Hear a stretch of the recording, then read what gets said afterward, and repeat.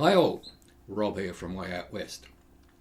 Last week I had the pleasure of having a chat with this country's keyboard legend, Jan Preston, who along with two of Australia's finest finger-picking guitar players in Phil Manning and Nick Charles will be at the club Sunday the 8th September from 2 p.m.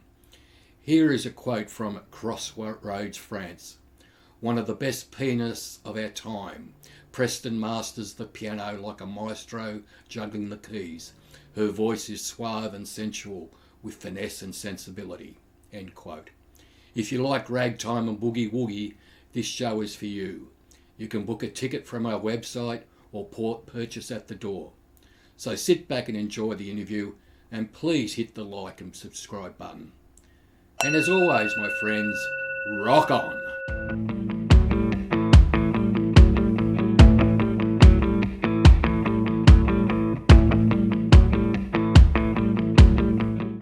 But what I want to do before we start talking about our Way Out West gig, Yeah. can you tell me a little bit about your early introduction to music, and was it a big thing around the family home?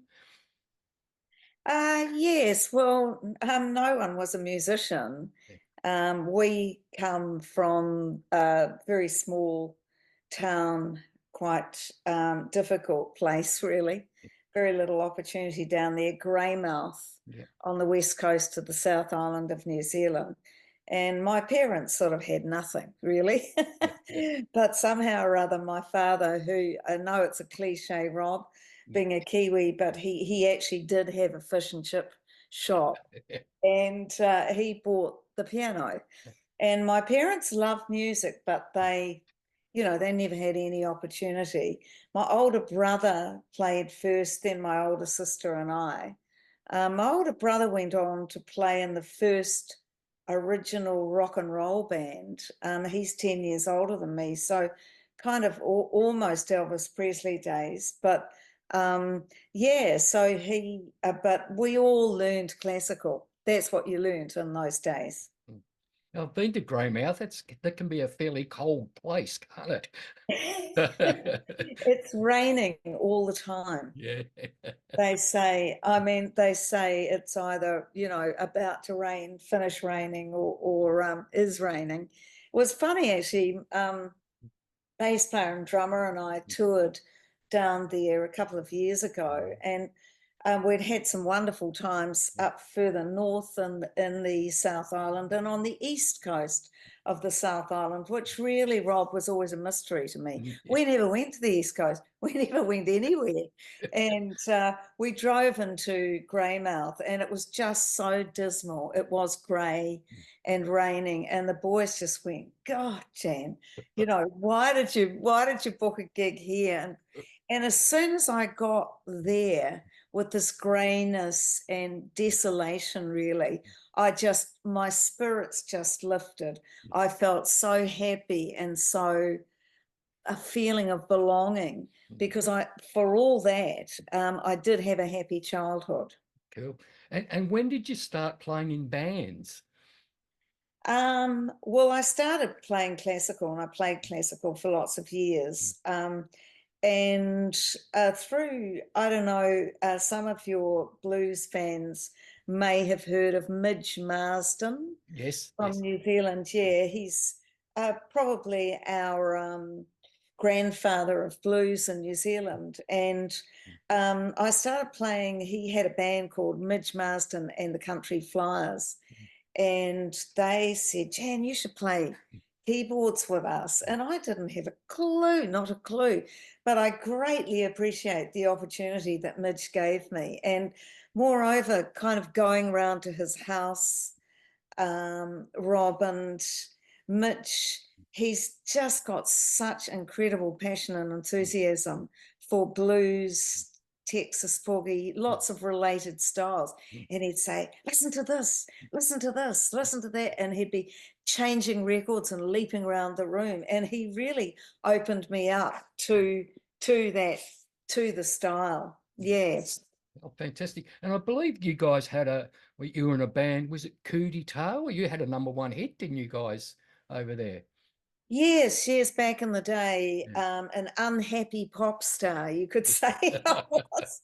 It didn't really suit me, and it was a most unusual kind of event, but we were, a sort of rock band, blues rock band, and our guitarist wrote this funny little kind of reggae, really, or reggae ska tune called Doctor, I Like Your Medicine, and it just went to #1 on the charts. And all the Kiwis still know that song from 1980. Yeah. And when did you make the move over to Australia from New Zealand? Did you go straight to Sydney? Well, I went to America first and toured Mm. over there with various bands. And actually, this is 1979. Mm. Um, and I heard Professor Longhair play live in New York. Yeah, I think honestly, Rob, I'd be one of the few people in Australia who saw him live. It was at what was called in those days a showcase club.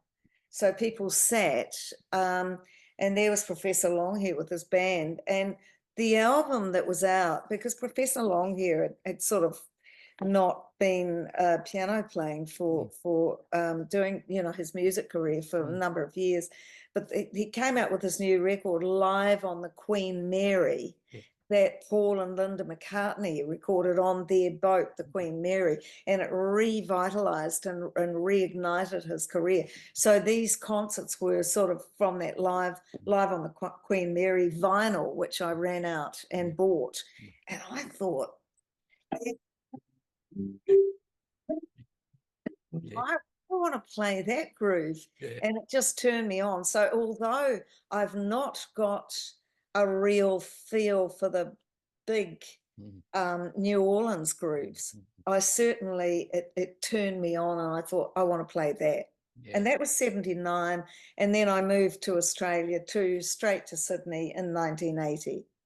We've got something in common, and it's I can't play, but the first time I heard that style of music probably was sitting in front of my parents' black and white TV and seeing Winifred Atwell playing and thinking, my goodness, what's that?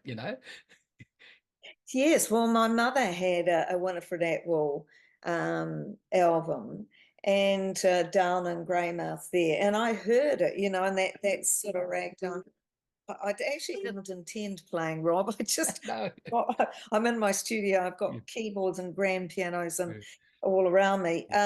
So that sort of ragtime feel was, I wanted to play it, but nobody, I mean, it's marvelous these days because you can go obviously on YouTube and learn any style really, and listen to the greats playing it. But back then, nobody could show me, oh, that's boogie woogie, or that's ragtime, and it goes like this, or it goes like that. Nobody could tell you that. So I taught myself. Yeah. I got music, George Botsford's music of the Black and White Rag. The first piece of boogie, even though I didn't know it when I was 10 or 11, was Henry Mancini's Baby Elephant Walk, which has that, what really is a boogie woogie groove. So I was just sort of naturally drawn to it, but it took me a long, long time to finally cross over, as it were. I'm really jealous when you said you've seen Professor Longhair. I've been to New Orleans 10 years. It's sort of the place where my kids say one day I'll go there and I'll never come back. But to have seen Professor Longhair, there's another New Orleans guy I really love was Champion Jack Dupre. Yes. Yeah, Yes, well, a lot of the Germans, I've played in Germany quite a lot. There's a very good boogie scene in Europe and the UK. And a lot of the Germans out of Hamburg that really spearheaded that, they played with these guys. They traveled, they brought them out to Europe. They made records, Axel Sfingenberger with Champion Jack, and also Big Bill Brunsey. They got them just before they died. Even Mama Yancey, Jimmy Yancey's wife. Axel made records with all of those people, and the Europeans are really to be applauded because there was so many African Americans who were undervalued in the States, but were, you know, brought out to Europe and did wonderful concert tours. And there's an awful lot of footage and recordings that we would never have heard if, you know, the Germans or you know, Europeans generally, UK, hadn't kind of discovered them and brought them over. Yeah, Big Bill Brunzi, I've read quite a bit about him, and he said it was where he was treated like his colour didn't matter, so he really loved going there. Yeah, Yeah, that's right. They didn't care. yeah, And I mean, what a man, what his music. yeah. So yeah, it's and as I say, Rob, I've been to Europe. There's a lot of boogie piano. Well, Europe, Germany is a piano culture for a start, going back to classical. There's grand pianos everywhere, left, right, and centre. But the boogie piano thing is huge in Germany. It's quite, don't know whether mainstream is the word, but these guys out of Hamburg, there were 4 of them who were great players, who they went on TV, you know, and so the Germans say, "Oh, your players, they're boogie," and they know it's quite it's a well-known piano style. And there's some ridiculous phenomena, like there are 3,000 boogie piano players in Germany. I mean, they're obviously not all professional, but there's just countless and quite young people. They're all love that boogie woogie beat. Did you ever get into Jelly Roll Morton as well? Yeah, less so, I suppose. I also tended to focus, I mean, apart from the big 3, your Albert Ammons, Mead, Lux Lewis, and Pete Johnson, who are the first people I suppose we all listened to. I listened then, I was very interested in early women's boogie and blues. So they weren't perhaps as well known, but somebody like Julia Lee, I play quite a few of, over the years, I've played quite a few of Julia Lee's tunes. What mighty fine boogie piano player. Hedda Brooks. I've got some of her records. She was described as the queen of boogie piano. And I have 2 American friends who, man, these girls can carve it up. That's Sue Palmer in San Diego, who was Candy Kane's musical director and piano player. Sue's not only a great piano player, but she's a wonderful arranger. You know, she can arrange horns and stuff. And Wendy DeWitt in San Francisco. And Hedda, actually, before she died, awarded Wendy the title Queen of Boogie Piano, which was a huge, you know, hugely important for a sort of young white woman as she was then. So I have a network, and I'm on a bit of a soapbox, I suppose, because the boogie, there were quite a lot. Nellie Lutcher and, you know, there were a lot of female boogie piano players and blues, of course. And then, of course, it all sort of dropped away, really. So I've listened to a lot of contemporary boogie, you know, lots in the UK, and I've performed in lots of group shows. What they consistently do on boogie festivals in Germany, they get 2 grand pianos on stage, and it's just one person after another who's phenomenal. And you know, hundreds and hundreds of people in these really groovy, sometimes outdoor, sometimes indoor venues. And I've heard everybody. I mean, Sylvan's thing from Switzerland, I mean, he invited me over for a women's big boogie festival. It was women players. There were 5 of us, I think, from around the world. Anne Sylvan, who is just incredible player, really, and personality, and he's sort of got everything, really. And so, you know, that the contemporary scene, which I think, I mean, of course, there's a lot in America. Going back to 1979, I heard Commander Cody and his Lost Planet Airmen, which has a lot of boogie aspects in that kind of Texas swing. And Commander Cody, I remember being absolutely stunned, Rob, because he stood at the door and shook everybody's hand as they went out. Like, oh, Commander Cody shook my hand, you know, thank you for coming, you know, just, yeah, no, so hearing some of these people in the States, and then more recently, well, over the last 20 years, traveling a lot to and from Europe and the UK, I've heard many of the contemporary people. Yeah, I think New Orleans again, Marcia Ball's keeping that style of music going. How cool is she? Yeah, But like, in many ways, I think she's a better player than Dr. John. yeah. And what about in the little short skirt with the legs tucked off to one side? Super cash, just messing it up. You know, she's fabulous, Marcia Ball. Yeah. I got to stand on stage with her. I had some friends that used to get me backstage to some of the festivals, and I stood on stage with Marcia Ball. I'll never forget that.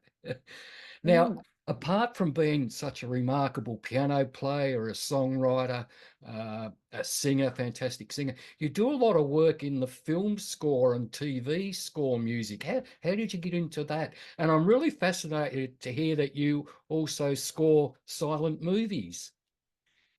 Yeah, look, I think in the 1970s, obviously things worked differently. You met somebody at a party and shared a drink, and they were making a film. And you had absolutely no idea how to write music for film, but they said, oh, can you write music for my film? And you said yes. Whereas these days it's quite different, and the younger composers are much more sort of trained, Rob, than I ever was. Actually, that person that I met at a party was Sam Neill, of all people. And Sam at that point wasn't really an actor. He was a documentary filmmaker, and he'd made this documentary and wanted, you know, music for it. And I didn't have a clue. But he said he'd pay me. It was the New Zealand Film Unit. So, and then from there, I just, you know, somebody heard your music, and there was a kind of loose network, which also came across here in 1980. I've done a lot of stuff for ABC, more documentary than drama. And yeah, I mean, I'm actually doing a film at the moment for the BBC and SBS co-production, and then another one soon for New Zealand. In New Zealand, my sister, Galen, is a filmmaker, very successful filmmaker over there. And she's making a film, which I'll be working on later on. I mean, it's hard, Rob, because young musicians and composers, songwriters, etc., come to me and say, how do you get into it? And it's incredibly difficult. It's very, very difficult these days. Have to send out things on the net. I hope before I die, there's one film that needs a boogie piano score. I would very much like that. And the silent movies are the closest I've come to that. I love doing silent movies. I've done a lot for the Sydney Film Festival. I did do one relatively recently for the Melbourne Film Festival. I love it brings my skills, in terms of dramaturgy, to the action of what's going on. But of course, also my skills as a live piano player. Yeah. So I just love it. I Yeah. love that style of performance.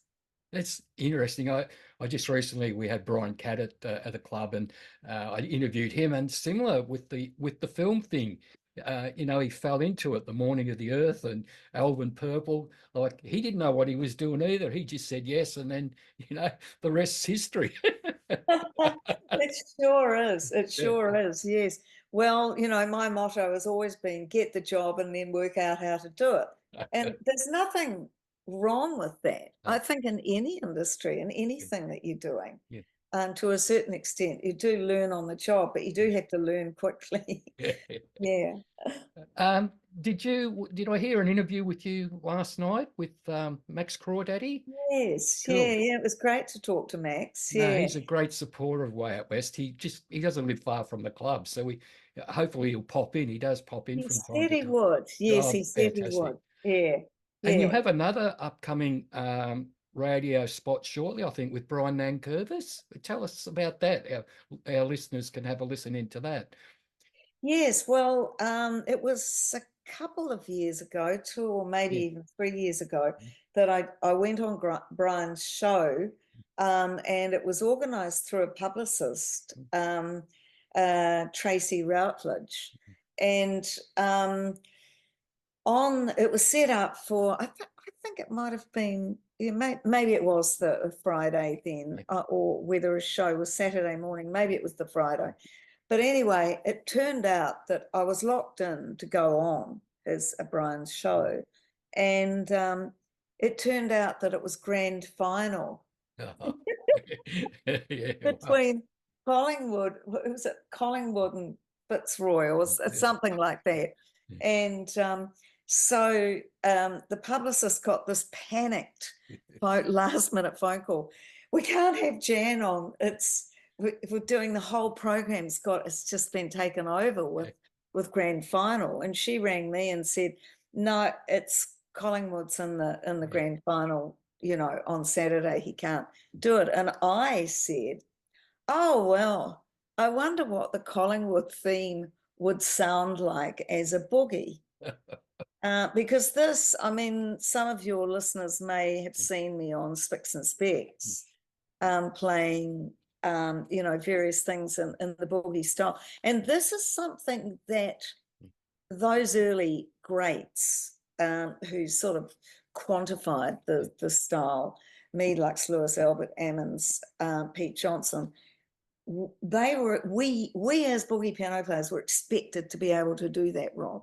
This is a process. Play anything as a boogie woogie. So people could call out a popular song, and hence you get the Swanee River boogie, which is a classic. So I said, what about, I wonder what that was, as a joke, really. And she went, oh, yes, that's a good idea. Got on to Brian. And I went in and performed, good old Collingwood forever. It's a boogie. And then I think after that, Brian was so stunned, he said he'd have me back. So I'll be playing two songs that aren't good old Collingwood forever on Friday on his show. He's an absolute delight. I'm really looking forward to it. Yeah, he's a cool guy, all right. Now let's talk about the show. We've got you coming up Sunday week at 2 p.m. and you've got these two up-and-comers. They're just still learning their craft. This Nick Charles and this Phil Manning guy. How did that show come about? Well, yes, I've played with Nick quite a lot. Nick has recorded with me on my records. And Phil, I met at various festivals, and he would be standing at the back, and I'd see his guitar. I always remember the first time it happened, and I said, oh, that's Phil Manning there. And I was so in awe of Phil, of both of them, really. He sort of pointed to this guitar on his back and, shall I get up, Jan? And I said, I think he wants to get up. And he came up and played, and it was just absolutely wonderful. I mean, and I listened to both of their records a lot. So I've played with Phil, I've played with Nick, they obviously have played together a lot over the years, but never have we played actually all together. We've been talked about it for some years, but everybody has different schedules and so on. So it's very exciting to be doing that at Way Out West. Yeah. No, it's a ripper. Phil's a great friend of ours. He doesn't live too far away either, just up in West Footscray. So, and what can we expect on the day? Is it the three of yous together from the start, or bits and pieces? What? Yeah, it'll be a show. So we'll start together. Yep. And then there will be a solo, duo, etc. But we will keep coming together. We will also have Mike Pullman on drums. Well, it's brushes on a snare and a cymbal. Yep. So it's various points in the show, and certainly at the end there'll be all of us. Oh, fantastic. Yeah. We're so looking forward to it. And that's about all I've got today. I just it's going to be awesome. I've seen you play once a long time ago at a festival somewhere, and I've got a few of your CDs, but then when Nick rang up and said, "Do you want to do this?" I thought, yeah, you little beauty. So, I think I might have met you briefly at Blues on Broadbeach. oh, yes. And I played with Phil. I remember one year Phil and I both played there independently, but we played a lot together whenever we could, when our concerts didn't clash. And I'll never ever forget this. I will never. Phil Manning is fearless. I'll tell you that. He could step out and play in front of the biggest crowd, and he's fearless. He's done it a lot, I would presume, in his career. So we went out.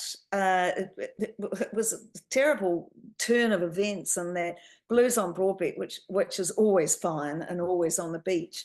Some other people, after years and years and years of the same people, some other people took over the festival, and they moved it by 1 week. I'm not quite sure why, but they made it a week later, and there was a hurricane. An absolute hurricane. There could be no outdoor venues. So of course there was nowhere. The casino was the only place big enough, and it wasn't nearly big enough. I think it's only a 600-700 seater.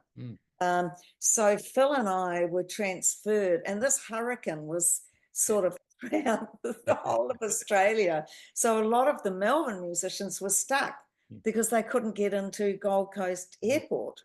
And I remember Phil and I being on stage in a smaller show somewhere indoor, and the festival director rushing up and going, "Quick, you've got to get over to the casino, you guys, and play for an hour, where Mia Dyson hasn't been able to get here."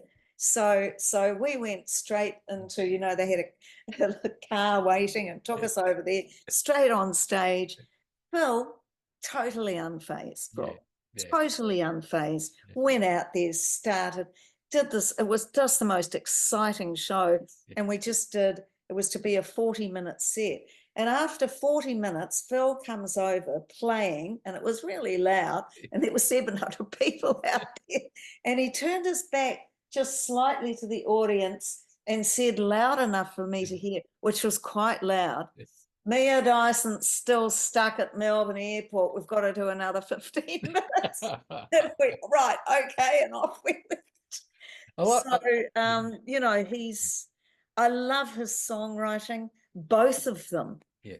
Both of them are outstanding songwriters who have greatly inspired me. I listen to their songs, and I'm going to be playing some of them. I mean, I'm really excited. That's great. And everyone knows Phil Manning through Chain and that, but his finger-picking guitar is second to none.